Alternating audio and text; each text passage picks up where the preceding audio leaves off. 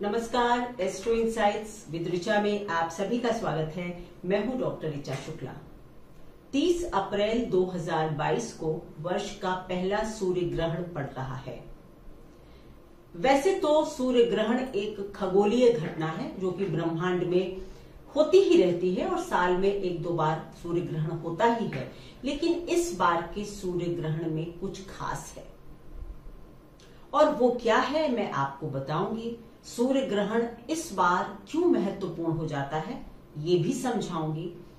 आपके ऊपर, हम सभी के ऊपर इसका क्या प्रभाव होगा ओवरऑल ये भी समझाऊंगी। विश्व में क्या कुछ परिवर्तन होंगे ये बताऊंगी और साथ ही साथ आप सभी की राशियों के विषय में भी संक्षिप्त विवरण दूंगी कि आपके ऊपर इसका क्या प्रभाव होगा। बस आप वीडियो को ध्यान से देखते जाएं क्योंकि इस बार का सूर्य ग्रहण कुछ खास लेकर आ रहा है। चलिए शुरू करती हूं अपना वीडियो। 30 अप्रैल 2022 को मेष राशि में और भरणी नक्षत्र में ये ग्रहण पड़ रहा है। रात में 30 अप्रैल की रात को 12:14 से लेकर 4:08 प्रातः सुबह एएम को तक सूर्य ग्रहण का अवधि है, सूर्य ग्रहण का काल है। तो टेक्निकली ये जो ग्रहण है ये 1 मई को पड़ रहा है और उस दिन शनि अमावस्या भी है। तो इस बार का ग्रहण शनि अमावस्या के दिन पड़ रहा है ऐसा माना जाएगा। America, Europe, Pacific area, Atlantic area, European countries, यहां पर इस ग्रहण को देखा जा सकता है। हमारे लिए क्योंकि उस दिन रात होगी तब सूर्य ग्रहण पड़ेगा भारत में, इसलिए हम और एशियन कंट्रीज उसको देख नहीं पाएंगे। क्योंकि हम देख नहीं पाएंगे इसलिए बहुत से लोगों का ये मानना है कि सूर्य ग्रहण का हमारे ऊपर प्रभाव इस बार भारत में कम होगा। देखिए, इसमें मैं थोड़ा सा एक टेक्निकल पक्ष आपको बता दूं या तकनीकी जो चीज है वो बता दूं कि ब्रह्मांड में कोई घटना हो रही है। पृथ्वी क्योंकि घूम रही है और उस वक्त हम एक ऐसे एक्सिस पर हैं कि हम उस घटना को देख नहीं पा रहे हैं। अगर हम कोई चीज देख नहीं रहे हैं इसका मतलब ये नहीं है कि उसका असर हमारे ऊपर नहीं होगा। घटना तो ब्रह्मांड में हो ही रही है। सूर्य को तो ग्रहण लग ही रहा है। हाँ, ये बात सच है कि हम देखेंगे नहीं तो जो और प्रतिबंध होते हैं ग्रहण के वो भारत में इस वर्ष लागू नहीं होंगे। सूर्य क्या है? सूर्य राजा है, सूर्य आत्मकारक है, हमारे लिए पिता है, हमारे जीवन की शक्ति है, ऊर्जा है, आत्मविश्वास है, आत्मसम्मान है। सूर्य के बिना इस जीवन की कल्पना नहीं। राजा है यानी कि हमारा भरण पोषण करने वाला है, हमारे शरीर को स्वस्थ रखने वाला भी सूर्य है। चंद्रमा क्या है? चंद्रमा हमारा मन है, हमारे मन के मनोभाव हैं, हमारी संवेदनाएं हैं। हमारे शरीर का 70% भाग जो पानी से बना है वो चंद्रमा ही है। तभी तो पल पल हमारे मन में बदलाव होते हैं, परिवर्तन होते हैं। सूर्य और चंद्रमा ही 2 ग्रह हैं जिनको कि ज्योतिष में प्रकाशित ग्रह माना गया और इसीलिए सूर्य और चंद्रमा के अध्ययन को ही ज्योतिष कहा गया था। ये 2 अति, एक प्रकाशित और दूसरा उसके प्रकाश से प्रकाशित। सूर्य स्वयं प्रकाशित है और चंद्र उसके प्रकाश से प्रकाशित है। यही 2 ल्यूमिनरीज हैं, प्रकाशित ग्रह हैं। अब इनकी स्थिति उस दिन मेष राशि में भरणी नक्षत्र में इस तरह से अलाइनमेंट होगा कि राहु जो कि एक छाया ग्रह है इन दोनों प्रकाशित ग्रहों को ढक देगा, आच्छादित कर लेगा, ग्रहण कर लेगा। राहु एक ऐसा ग्रह है जो चंद्रमा और सूर्य के मान का मर्दन करता है, उनको ग्रहण लगाता है। राहु के मंत्र में आता है ना कि चंद्रादित्य विमर्दनम, चंद्र और आदित्य का मर्दन करने वाले हैं राहु। राहु क्या है? राहु हमारी डिजायर, हमारी इच्छा, हमारे मन में चलने वाली लगातार कुछ करने की जो एक इच्छा, एक चीज होती है ना, डिजायर। हम हर वक्त कुछ कभी खाना चाहते हैं, कभी कुछ करना चाहते हैं, कुछ इच्छाएं कभी नहीं मरती। राहु भी इसी तरह से अमर है। राहु कभी नहीं मरता, जिस तरह से हमारी इच्छा कभी नहीं मरती। तो एक इतना ताकतवर ग्रह सूर्य और चंद्र को ढक लेगा, आच्छादित कर देगा, तो क्या प्रभाव होगा? सबसे पहले हम सभी के अंदर आत्मविश्वास की कमी नजर आएगी। किसी के आत्मविश्वास में कमी होगी, किसी के आत्मसम्मान को चोट लगेगी, किसी का स्वास्थ्य अच्छा नहीं होगा, किसी के पिता का स्वास्थ्य अच्छा नहीं होगा। सूर्य क्योंकि राजा है, तो हमारे देश के, विदेश के, हर जगह के जो भी संस्थाओं के प्रमुख लोग हैं, चाहे वो देश का प्रमुख है, राज्य का प्रमुख है, किसी संस्था का प्रमुख है, या फिर परिवार का प्रमुख हमारे पिता हैं, सबके लिए ही ये ग्रहण जो है वो कहते हैं ना कि उनका मान मर्दन, यानी इन सभी लोगों के लिए चैलेंजेस को लेकर आने वाला है। तो खास करके जो जिनका सोशल स्ट्रेटा ऊपर का है, बड़े पदों पर काम करने वाले लोग हैं, वो इस ग्रहण से अधिक प्रभावित होंगे। क्योंकि चंद्रमा भी शामिल है, इसलिए थोड़ा असर आम जनता पर भी होगा, लेकिन क्योंकि बेसिकली ये सूर्य ग्रहण है, तो सूर्य से प्रभावित लोगों पर अधिक असर देखने को मिलेगा। अब सूर्य ग्रहण खास क्या है? इस बार का सूर्य ग्रहण खास क्या है? देखिए, इस बार 30 को सूर्य ग्रहण है और 29 अप्रैल को शनिदेव अपना राशि परिवर्तन कर रहे हैं। ये समझ लीजिए कि पिछले 2.5 वर्षों से, मैंने बहुत पहले जब शनि का एक अपना वीडियो बनाया था, जब इनका मकर में प्रवेश हुआ था, और मैंने कहा था कि ये विश्व को बदलने का प्रक्रिया जो है वो शुरू होगी। विश्व पूरा मजबूर हो जाएगा पीछे लौटकर सोचने पर, स्टैंड स्टिल, यानी रुकने की स्थिति, और वो हुआ। हम सभी को दोबारा कुछ सोचने पर मजबूर होना पड़ा कि हम सब कहां भाग रहे हैं।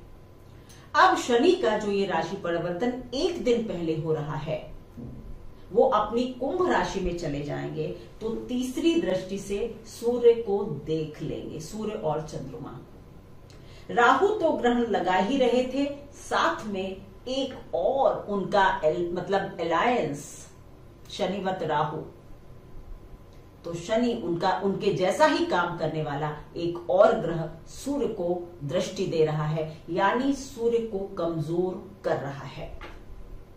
पूरे विश्व में आगे आने वाले 3 महीनों में आप सभी लोग कुछ बड़ी घटनाओं को देखेंगे, ऐसा मैं देख रही हूं, क्योंकि सूर्य ग्रहण का प्रभाव 3 महीने तक देखा जा सकता है।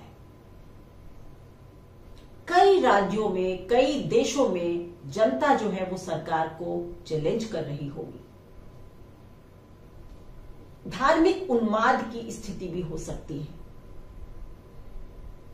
क्योंकि सूर्य जब ग्रहण लगता है तो हमारी आत्मचिंतन की जो शक्ति है वो कम हो जाती है, उस पर राहु हावी हो जाता है, यानी कि भ्रम फैलाने वाले लोग भ्रम फैला सकते हैं। शनि भी उसको दृष्टि दे दे तो यानी कि एक मॉब हिस्टीरिया जिसको आप कहते हैं, जनता सड़कों पर निकल आए, ऐसा हो सकता है। केवल भारत में नहीं, पूरे विश्व में कहीं भी।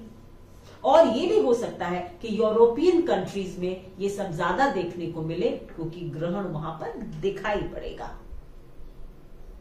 एक मॉब हिस्टीरिया का आलम हो सकता है, दिखाई पड़ सकता है। सूर्य और राहु का कंजंक्शन वैसे भी बड़े क्रांति को दिखाता है, रिवॉल्यूशन को दिखाता है। तो ये ग्रहण तो अलग बात है, लेकिन अभी वैसे भी सूर्य और राहु जो हैं वो साथ साथ तो चल ही रहे हैं एक ही राशि में। तो आज मतलब 30 तारीख से लेकर और आगे के 3 महीनों में क्रांति का सूत्रपात हो सकता है।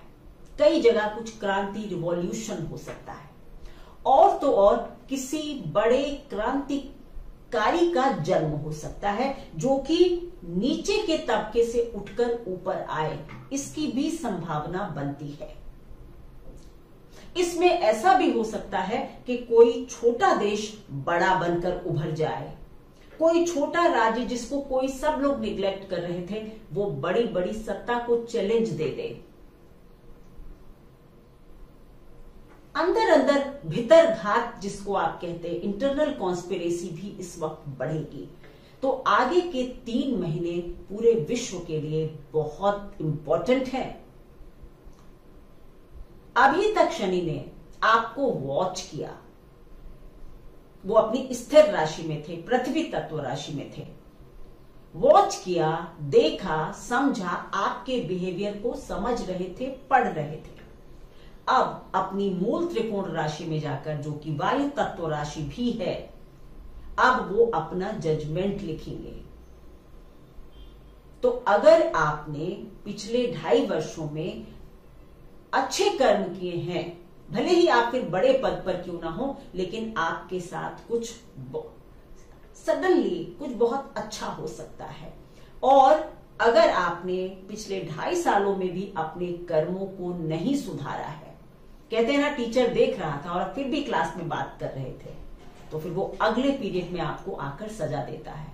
वही शनि करेंगे कि अब कुंभ में आने पर जो है ना वो सेटलमेंट का टाइम है, प्राइज डिस्ट्रीब्यूशन हो रहा है, या आप समझ लीजिए सजा सुनाई जा रही है। तो अब सबको आगे के 2.5 वर्षों में या तो प्राइज पुरस्कार मिलेगा या सजा सुनाई जाएगी। बट ये जो भी है, पर अब 3 महीने आप वॉच करते जाइए, विश्व के पटल पर बड़ी घटनाएं होने वाली।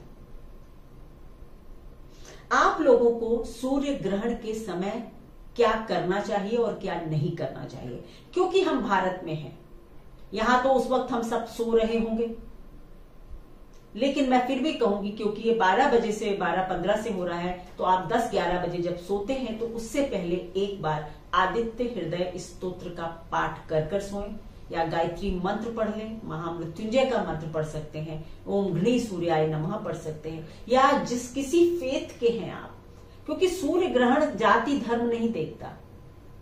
हम भले इसको बांट दें कि ये हिंदू है, ये मुस्लिम है, ग्रह नहीं देखते।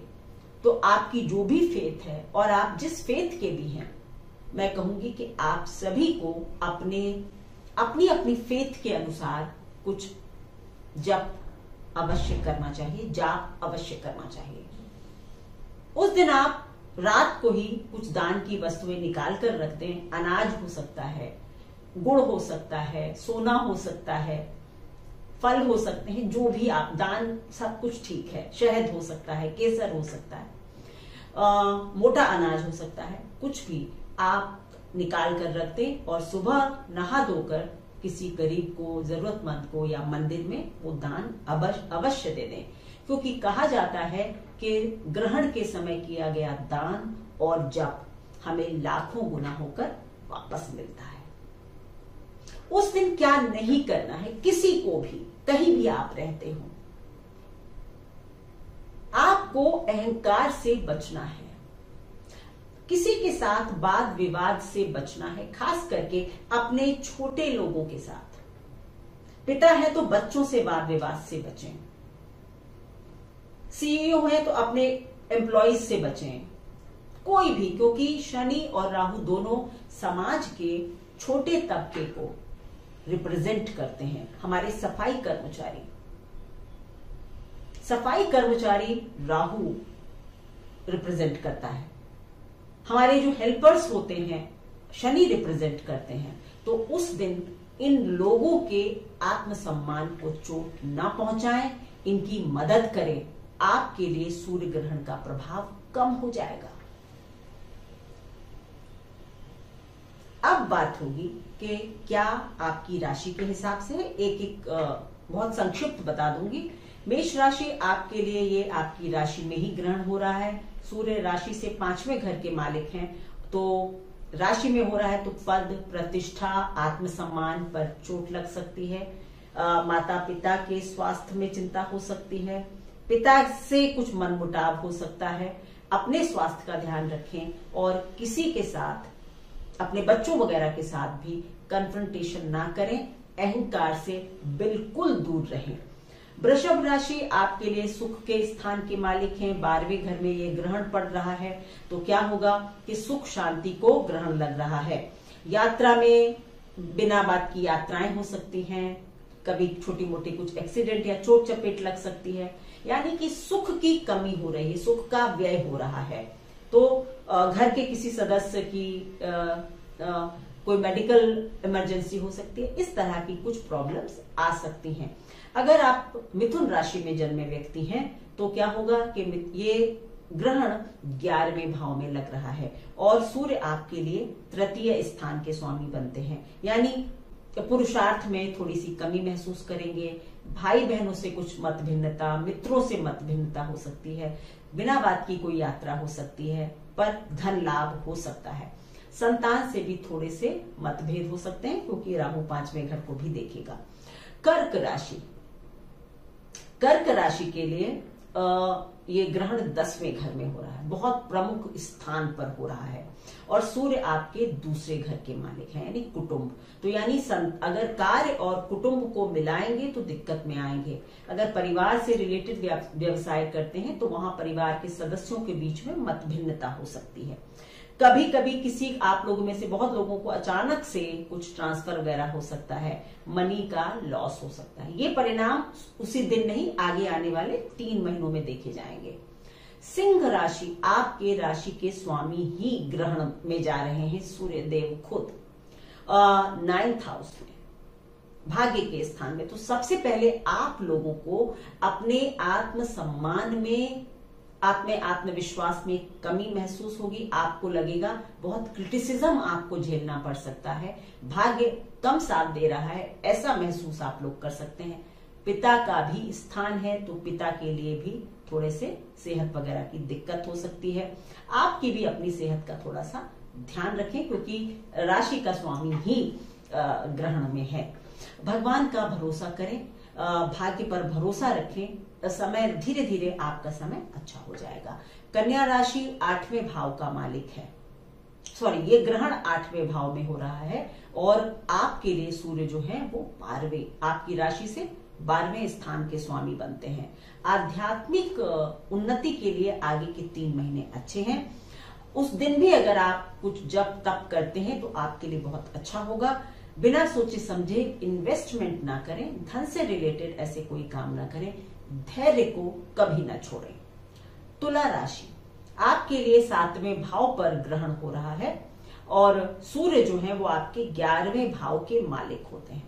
7वां घर हमारे पति पत्नी का स्थान है, व्यापार का स्थान है, सामाजिक प्रतिष्ठा है, कार्य का प्रोग्रेशन है, दशम से दशम है, तो बहुत सारी अच्छी चीजें हैं। लेकिन यहाँ पर सूर्य को ग्रहण लग रहा है तो सामाजिक छवि को धक्का लग सकता है, काम बनते बनते रुक सकते हैं, इनकम और व्यापार में भी कुछ रुकावट महसूस कर सकते हैं। कहीं से कोई या तो रिश्तों में या व्यापार में कोई चीटिंग, कोई धोखा भी आपको मिल सकता है, ध्यान रखें। अपने संबंधों में अहंकार से बचें। वृश्चिक राशि, आपके लिए ये ग्रहण 6ठे भाव में पड़ रहा है और सूर्य आपकी राशि से दशम स्थान के मालिक बनते हैं। तो रोग, ऋण, रिपु से तो थोड़ी सी मुक्ति होगी, लेकिन फिर भी कलीग्स के साथ मन मुटाव हो सकता है। आप अपने मातहत लोगों के साथ, अपने कोवर्कर के साथ लड़ाई झगड़ा, कन्फ्रंटेशन से बचना चाहिए। पेट या लिवर से रिलेटेड कोई प्रॉब्लम हो सकती है। धनु राशि, आपके लिए जो सूर्य है वो आपकी राशि से 9वें स्थान के स्वामी हैं, 5वें स्थान पर ये ग्रहण पड़ रहा है। तो पद प्राप्ति में दिक्कत हो सकती है, संतान से दिक्कत या संतान को दिक्कत, पढ़ाई लिखाई, अगर स्टूडेंट है तो होता है ना कि बहुत मेहनत की थी, मन मुताबिक रिजल्ट नहीं आया, मन मुताबिक जगह एडमिशन नहीं मिला, इस तरह की कुछ परेशानियां आ सकती हैं। मकर राशि, आपके लिए सूर्य जो है वो अष्टमेश होते हैं और चौथे घर में ये ग्रहण पड़ रहा है। तो क्या है, 8वें घर का मालिक चौथे घर में, सुख शांति में कमी, परिवार में मनमुटाव, परिवार में सेहत की भी किसी को दिक्कत हो सकती है। आप अगर हृदय के रोगी हैं तो अपना ध्यान रखें। चौथा स्थान हृदय है, सूर्य हृदय के कारक हैं, तो बहुत ध्यान रखना है आगे के 3 महीने अपनी सेहत का। कार्य और घर दोनों में ही थोड़ा सा सामंजस्य बिठाने में आपको मुश्किल आएगी। कुंभ राशि, आपके लिए सूर्य जो है वो सप्तमेश बनते हैं, 7वें स्थान के मालिक बनते हैं राशि से, और ये ग्रहण 3रे स्थान में पड़ेगा। तो क्या है कि आपको अपने अंदर पुरुषार्थ है ना 3रा स्थान, तो अगर बहुत काम करते थे मेहनत, लेकिन लग सकता है 2-3 महीने के बड़ा लेथार्जिक हो रहे हैं, आलसी हो रहे हैं, आत्मविश्वास की कमी हो रही है, आगे नहीं बढ़ पा रहे हैं, इस तरह की चीजें, यानी कि एक अंदर की जो हिम्मत होती है ना, मानसिक ताकत होती है, उसमें कमी महसूस करेंगे। छोटे भाई बहनों को भी कुछ तकलीफ हो सकती है। व्यापार में बहुत सोच समझकर आगे बढ़ें, बड़े इन्वेस्टमेंट 2-3 महीने ना करें। जीवन साथी को या तो कोई रोग, कोई परेशानी हो, या आपस में कुछ संबंध अच्छे ना हो, ऐसा हो सकता है। आप लोग अपनी वाणी पर नियंत्रण रखें। मीन राशि, आपके लिए ये जो ग्रहण है ये 2रे भाव में पड़ रहा है और सूर्य आपके लिए षष्ठेश है, 6ठे घर के मालिक हैं। तो धन, कुटुंब, क्या हो रहा है, कुटुंब में धन को लेकर वाद विवाद, मिसअंडरस्टैंडिंग हो जाए परिवार के लोगों के बीच में, और वहां पर कुछ मनमुटाव बढ़ जाए, वाद विवाद की स्थिति आ जाए, कुछ बंटवारा हो जाए, इस तरह की चीजें हो सकती हैं। बिना बात के अनावश्यक खर्चे हो सकते हैं। सेहत में भी कुछ प्रॉब्लम हो सकती है, खास करके ईयर, नोज एंड थ्रोट, इस तरह की दांत वगैरह की तकलीफ भी हो सकती है। तो ये थी मेरी एनालिसिस इस वर्ष के सूर्य ग्रहण पर आप सबके लिए एक महा उपाय। सूर्य ग्रहण के दिन आप लोग अपने जीवन में जो भी लोग आपको हेल्प करते हैं, आपके हेल्पर्स हैं, हमारी सड़क पर जो लोग सफाई कर्मचारी आते हैं, उनके लिए, हमारे नीचे तबके के जो लोग हैं, कुछ चैरिटी के कार्य अवश्य करिए। उनके आत्मसम्मान को चोट मत पहुंचाइए, उनकी मदद के कार्य कीजिए। आपके लिए सूर्य ग्रहण के प्रभाव कम हो जाएंगे। अगर आपको मेरे वीडियोस अच्छे लगते हैं तो प्लीज उनको लाइक करें, शेयर करें, और अगर अभी तक सब्सक्राइब नहीं किया है तो प्लीज सब्सक्राइब करें। धन्यवाद।